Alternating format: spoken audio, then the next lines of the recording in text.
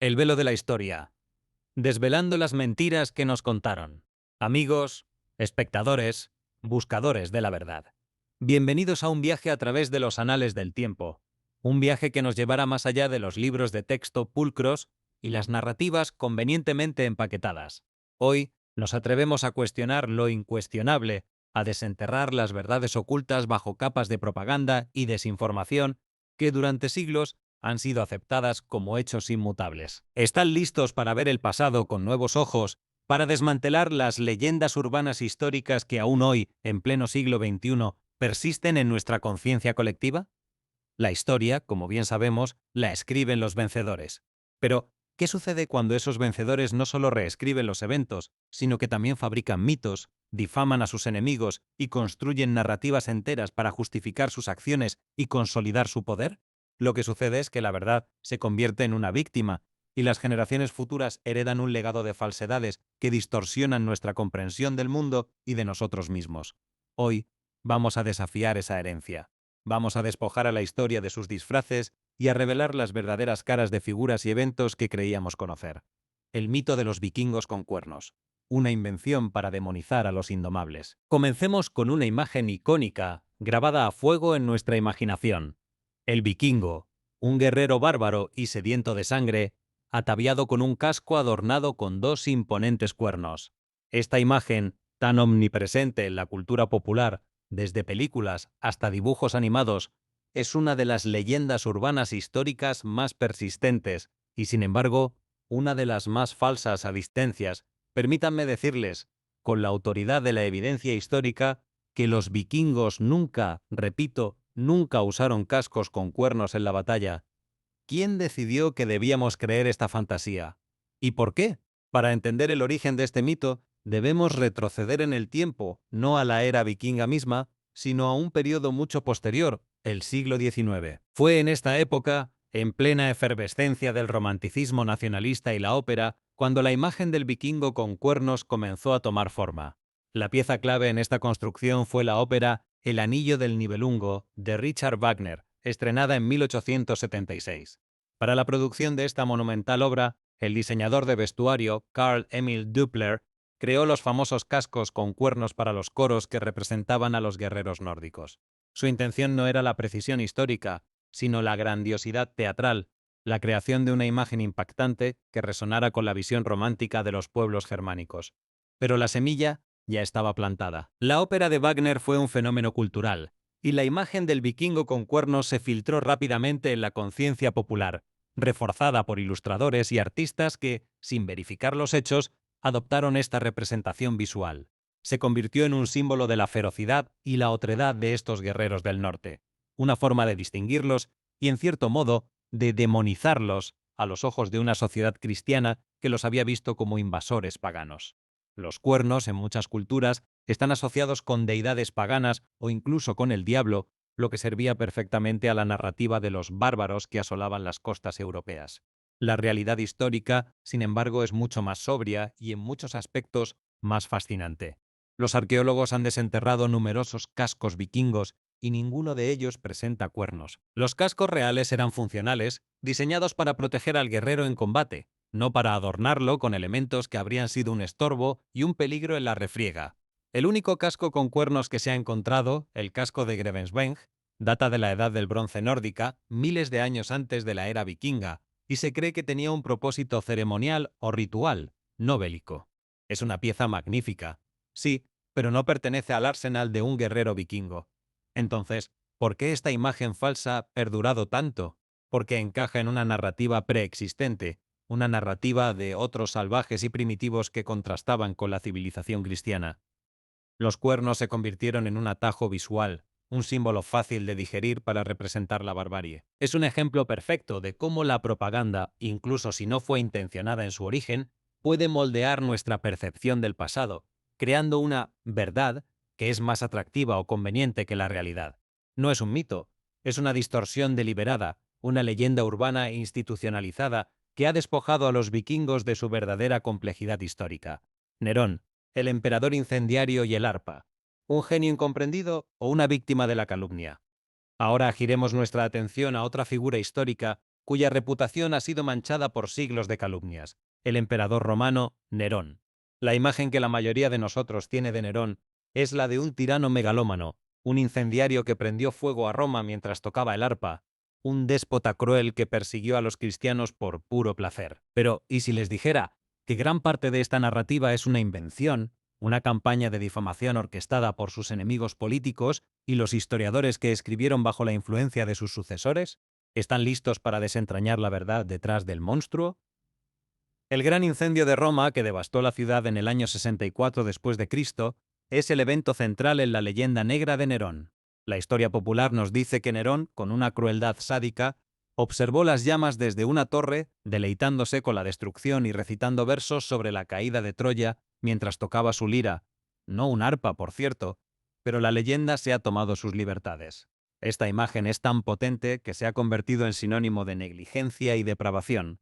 Pero, ¿qué nos dicen las fuentes históricas más fiables? El historiador Tácito, una de nuestras principales fuentes sobre este periodo, escribió que Nerón se encontraba en Antium, a unos 50 kilómetros de Roma, cuando comenzó el incendio. Al enterarse de la catástrofe, regresó de inmediato a la ciudad y tomó medidas activas para combatir el fuego y ayudar a las víctimas. Abrió sus propios jardines para albergar a los sin techo, organizó el suministro de alimentos y ordenó la construcción de refugios temporales. Incluso redujo el precio del grano para aliviar el sufrimiento de la población. Estas no son las acciones de un pirómano indiferente, ¿verdad? Entonces, ¿de dónde viene la historia de Nerón tocando la lira mientras Roma ardía? Es probable que sea una invención posterior, una exageración de su conocida pasión por las artes y la música. Nerón era un artista, un poeta, un músico, y no dudaba en mostrar sus talentos en público, algo que la aristocracia romana más tradicional consideraba indigno de un emperador. Sus enemigos, que lo veían como un excéntrico y un déspota, aprovecharon esta faceta de su personalidad para pintarlo como un loco insensible. La imagen del emperador artista, que prefería el arte a las responsabilidades de gobierno, se retorció para convertirlo en un monstruo que disfrutaba de la destrucción. La acusación de que Nerón inició el incendio también es altamente cuestionable. Tácito menciona que, aunque se rumoreaba que Nerón había ordenado el fuego, no había pruebas concluyentes. De hecho, el propio Nerón culpó a los cristianos, lo que llevó a una brutal persecución. Si bien esta persecución fue real y atroz, la acusación contra los cristianos fue probablemente un intento de desviar la atención de los rumores que lo señalaban a él. La verdad es que los incendios eran comunes en la Roma antigua, una ciudad densamente poblada con edificios de madera y calles estrechas. Un incendio de tal magnitud podría haber sido perfectamente accidental. La reconstrucción de Roma después del incendio también contradice la imagen de un emperador indiferente. Nerón implementó un ambicioso plan urbanístico, con calles más anchas, edificios de piedra y normas de construcción más estrictas para prevenir futuros incendios.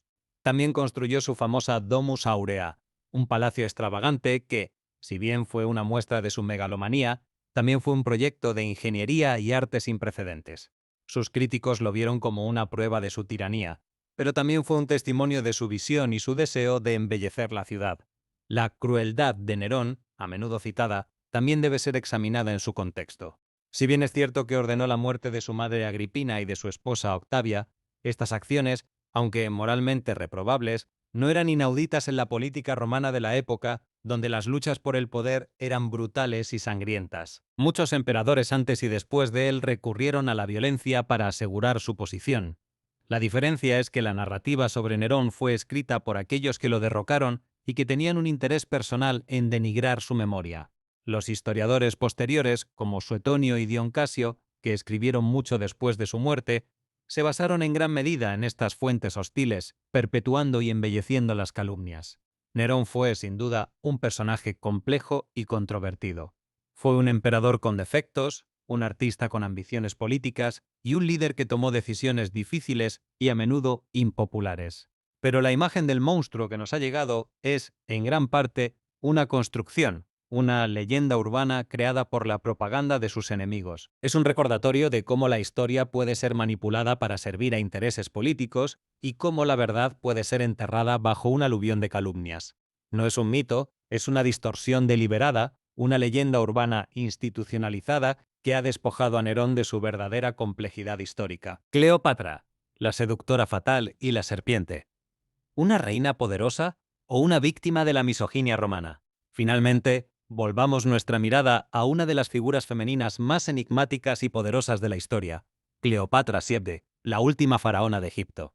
La imagen popular de Cleopatra es la de una seductora exótica, una mujer fatal que usó su belleza y encanto para manipular a los hombres más poderosos de Roma, Julio César y Marco Antonio, y que finalmente se suicidó con la mordedura de una serpiente para evitar la humillación de ser exhibida como trofeo por Octavio. Pero, ¿y si les dijera que esta imagen tan romántica y dramática es en gran parte una construcción romana, una narrativa misógina diseñada para denigrar a una reina extranjera que desafió el poder de Roma?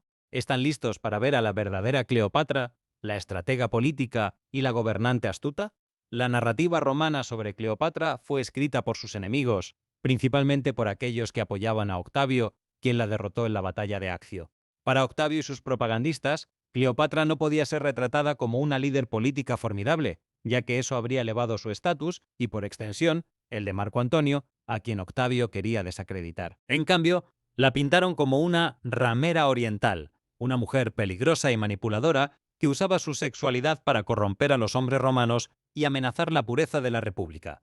Esta fue una estrategia brillante para deshumanizarla y justificar su derrocamiento. La realidad es que Cleopatra era mucho más que una cara bonita. Era una gobernante altamente educada, políglota y una estratega política brillante. Heredó un reino en declive, amenazado por la expansión romana y las luchas internas. Su objetivo principal era preservar la independencia de Egipto y asegurar el futuro de su dinastía. Para lograrlo, entendió que necesitaba aliarse con los hombres más poderosos de Roma. Sus relaciones con Julio César y Marco Antonio no eran meros romances, sino alianzas políticas calculadas, diseñadas para proteger a su reino. Su encuentro con Julio César, por ejemplo, es legendario. Se dice que se hizo pasar de contrabando en un tapete para llegar hasta él. Esta audacia no era la de una mujer desesperada, sino la de una reina decidida a negociar directamente con el líder romano, sin intermediarios. Y funcionó. César se convirtió en su aliado y la ayudó a consolidar su poder en Egipto. De su unión nació Cesarión, a quien Cleopatra esperaba que fuera el heredero de César y, por tanto, el futuro gobernante de Roma y Egipto. Después del asesinato de César, Cleopatra se alió con Marco Antonio, el general romano que controlaba las provincias orientales. Juntos, formaron una poderosa alianza que desafió el poder de Octavio en Occidente. La propaganda de Octavio se centró en presentar a Antonio como un hombre débil, esclavizado por los encantos de Cleopatra, que había abandonado sus deberes romanos por una reina extranjera. La batalla de Accio no fue solo un conflicto militar, fue una guerra de propaganda, donde la imagen de Cleopatra como una amenaza exótica fue fundamental para movilizar el apoyo romano contra Antonio. El suicidio de Cleopatra, supuestamente con una serpiente, también ha sido embellecido por la leyenda. Si bien es probable que se suicidara para evitar la humillación de ser llevada en el triunfo de Octavio en Roma, los detalles exactos son inciertos. La imagen de la serpiente, un símbolo de Egipto y de la realeza, añade un toque dramático y exótico a su muerte, pero también sirve para reforzar la narrativa romana de una reina oriental y misteriosa. Lo que es innegable es que Cleopatra eligió su propio destino, negándose a ser un trofeo para sus enemigos. Cleopatra no fue una simple seductora, fue una líder formidable, una estratega política y una mujer de inmensa inteligencia y cultura. Su leyenda urbana, como la mujer fatal, es un producto de la propaganda romana, una forma de despojarla de su poder y reducirla a un estereotipo misógino. Es un recordatorio de cómo la historia, especialmente la historia de las mujeres poderosas, puede ser distorsionada para adaptarse a las narrativas dominantes. No es un mito, es una distorsión deliberada, una leyenda urbana institucionalizada que ha despojado a Cleopatra de su verdadera complejidad histórica. La Inquisición española, ¿un tribunal de la fe o una herramienta de poder y terror? Adentrémonos ahora en uno de los capítulos más oscuros y controvertidos de la historia de España y, por extensión, de la historia de la humanidad, la Inquisición española. La imagen que a menudo se nos presenta es la de un tribunal implacable, sediento de sangre, que torturaba y quemaba herejes en la hoguera por miles, un símbolo de la intolerancia religiosa y la barbarie. Pero, ¿es esta la imagen completa? ¿O estamos, una vez más, ante una leyenda urbana histórica, magnificada y distorsionada por la propaganda y los prejuicios? La Inquisición española fue establecida por los Reyes Católicos en 1478 con el permiso del Papa Sixto IV. Su propósito declarado era mantener la ortodoxia católica en sus reinos, especialmente entre los conversos del judaísmo y el islam. Sin embargo, su alcance y sus métodos pronto la convirtieron en una poderosa herramienta de control social y político, con un impacto que trascendió lo puramente religioso. Es innegable que la Inquisición fue una institución brutal. Los métodos de interrogatorio incluían la tortura y las condenas a muerte por herejía eran una realidad. Los autos de fe, ceremonias públicas donde se leían las sentencias y se ejecutaba a los condenados, eran espectáculos aterradores diseñados para infundir miedo y reafirmar el poder de la Iglesia y la corona. La cifra de víctimas es objeto de debate, pero se estima que miles de personas fueron ejecutadas y muchas más sufrieron penas de prisión, confiscación de bienes o exilio. Sin embargo, la narrativa popular a menudo exagera la escala y la singularidad de la Inquisición española. Si bien fue cruel, no fue la única institución de su tipo en Europa. La Inquisición papal existía desde el siglo XIII y tribunales similares operaban en otros países europeos, a menudo con una brutalidad comparable o incluso superior. La Inquisición romana, por ejemplo, fue responsable de la condena de figuras como Giordano Bruno y Galileo Galilei. Además, la Inquisición española, a pesar de su reputación, no fue el tribunal más sangriento de su tiempo. Las guerras de religión en Europa, tanto católicas como protestantes, causaron un número de muertes infinitamente mayor. La caza de brujas, que se extendió por toda Europa, fue mucho más letal en países protestantes como Alemania o Francia que en España, donde la Inquisición tendía a ser más escéptica ante las acusaciones de brujería y a buscar explicaciones racionales o psiquiátricas. Entonces, ¿por qué la Inquisición española ha adquirido una reputación tan singularmente infame? Gran parte de ello se debe a la leyenda negra española, una campaña de propaganda antiespañola que se originó en el siglo XVI, impulsada por los enemigos políticos y religiosos de España, principalmente los Países Bajos protestantes e Inglaterra. Esta propaganda buscaba denigrar a España y su imperio, presentándolos como crueles, fanáticos e intolerantes. La Inquisición se convirtió en el símbolo perfecto de esta supuesta barbarie española. Los relatos exagerados de torturas y ejecuciones, a menudo ilustrados con grabados sensacionalistas, circularon por toda Europa, creando una imagen distorsionada que ha perdurado hasta nuestros días. Estos relatos no solo buscaban justificar la resistencia contra el dominio español, sino también desacreditar el catolicismo y la monarquía española. La Inquisición, en este contexto, no era solo un tribunal religioso, sino una encarnación de la tiranía española. Es crucial entender que la Inquisición operaba dentro de un marco legal y teológico de su tiempo. Sus procedimientos, aunque hoy nos parezcan aberrantes, estaban regulados por normas y, en teoría, buscaban la salvación del alma del acusado a través de la confesión y el arrepentimiento. Los inquisidores eran, en su mayoría, juristas y teólogos, y no siempre actuaban con la arbitrariedad que se les atribuye. De hecho, en muchos casos, la Inquisición ofrecía a los acusados más garantías legales que los tribunales seculares de la época. Esto no es una defensa de la Inquisición, sino un intento de contextualizarla y despojarla de las capas de mito y propaganda que la rodean.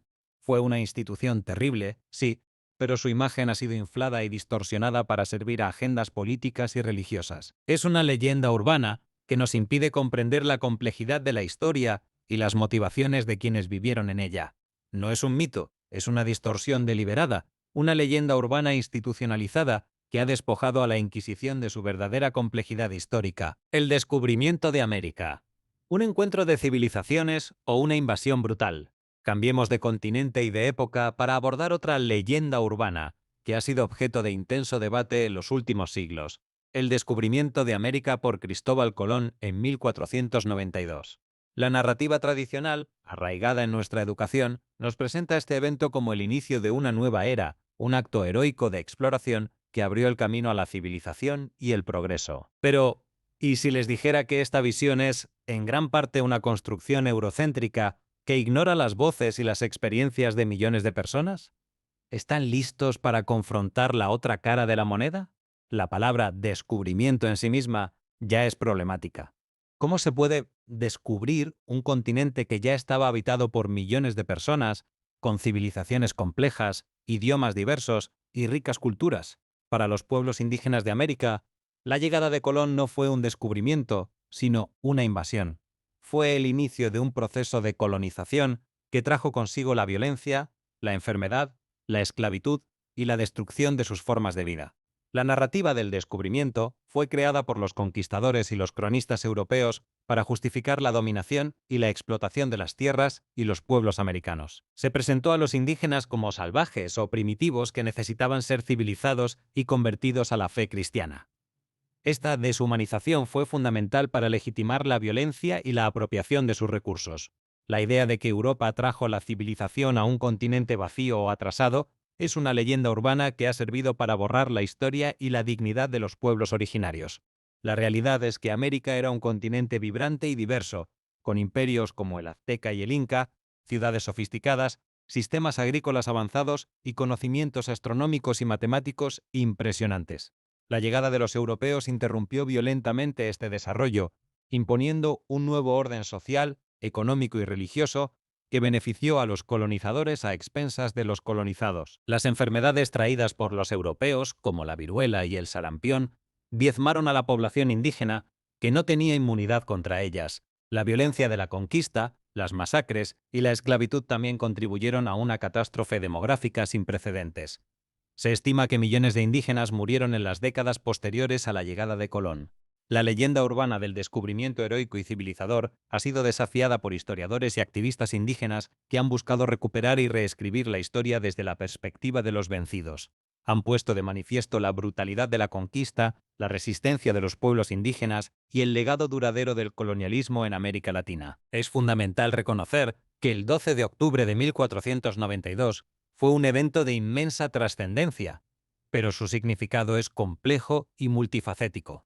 No puede ser reducido a una simple narrativa de descubrimiento, sin ignorar el sufrimiento y la destrucción que trajo consigo para millones de personas.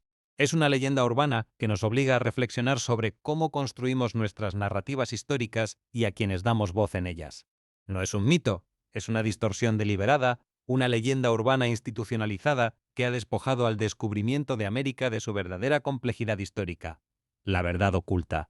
Un llamado a la reflexión. Hemos viajado a través de épocas y continentes, desenterrando verdades incómodas y desafiando narrativas arraigadas. Desde los cascos de los vikingos hasta la lira de Nerón, desde los tribunales de la Inquisición hasta las carabelas de Colón, hemos visto cómo la historia, lejos de ser un relato objetivo, es un campo de batalla donde se libran luchas por el poder, la memoria y la identidad. Cada leyenda urbana que hemos desvelado no es solo un error histórico, sino una ventana a las motivaciones y los prejuicios de quienes la crearon y la perpetuaron. La historia es una herramienta poderosa. Puede ser utilizada para unir o para dividir, para empoderar o para oprimir. Cuando se manipula para servir a intereses particulares, se convierte en propaganda, en una fake news histórica que distorsiona nuestra comprensión del mundo y nos impide aprender de los errores del pasado. Es por eso que la búsqueda de la verdad histórica es más que un ejercicio académico. Es un acto de resistencia, un compromiso con la justicia y la equidad. Les insto a que no se conformen con las respuestas fáciles, con las narrativas simplificadas que a menudo se nos presentan. La verdadera historia es compleja, llena de matices, de héroes y villanos que no son tan puros ni tan malvados como nos han hecho creer. Es una historia de contradicciones, de luces y sombras, de triunfos y tragedias. Y es en esa complejidad donde reside su verdadero valor, su capacidad para enseñarnos sobre la condición humana y sobre el camino que hemos recorrido como civilización. No teman cuestionar, no teman dudar. La duda es el motor del conocimiento, el primer paso hacia la comprensión. Busquen las fuentes primarias, lean diferentes interpretaciones, escuchen las voces que han sido silenciadas, porque sólo así podrán formar su propia opinión, construir su propia comprensión del pasado y, en última instancia, forjar un futuro más informado y consciente. La historia no es un libro cerrado, es un diálogo abierto, una conversación continua entre el pasado y el presente. Y ustedes, mis queridos buscadores de la verdad, son parte de esa conversación. Su curiosidad, su escepticismo, su deseo de ir más allá de lo superficial, son las herramientas más valiosas que tienen para desvelar los misterios del pasado y construir un futuro donde la verdad prevalezca sobre la leyenda. Gracias por su atención, por su mente abierta y por su valentía para cuestionar. Hasta la próxima vez, sigan explorando, sigan aprendiendo y sigan buscando la verdad. Porque la historia, la verdadera historia, es un tesoro que espera ser descubierto por aquellos que se atreven a mirar más allá del velo.